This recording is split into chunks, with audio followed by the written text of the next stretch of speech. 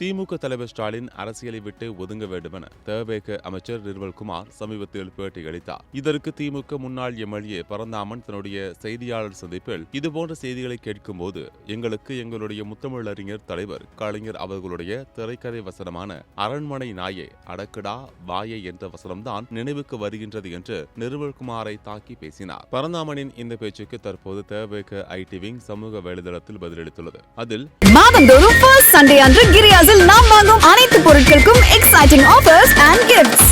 Vending machine வைத்து மற்ற கட்சியினரை விலை பேசும் விஷஜந்து திமுகவிற்கு வெட்கமே இல்லாமல் ஜால்ரா அடிக்கும் பரந்தாமன் வாயை அடக்கி பேச வேண்டியது அவசியம். மக்கள் விரும்பும் முதலமைச்சரையும் அமைச்சர்களையும் வாய்க்கு வந்தபடி பேசும் அறிவாலயத்தில் அலையும் பிராணியாக மாறுவதும் மாறாததும் பரந்தாமனுக்கே வெளிச்சம். பரந்தாமன் பேசும்போது அநாகரிகத்தின் உச்சமாக அரண்மனை நாயே அடக்குடா வாயை என்று அமைச்சரை பார்த்து சொல்கிறார். இதே போல நாமும் அறிவாலயத்து அடக்கு வாயை என்று சொல்லலாம். ஆனால் நாகரிகம் கருதி தவிர்க்கவே விரும்புகிறோம் என்று காட்டமாக பதிலடி கொடுத்துள்ளது. இதையடுத்து திமுக தவேக தொண்டர்கள் மீண்டும் சமூக வலைதளங்களில் மோதிக்கொள்ள ஆரம்பித்திருக்கின்றனர்.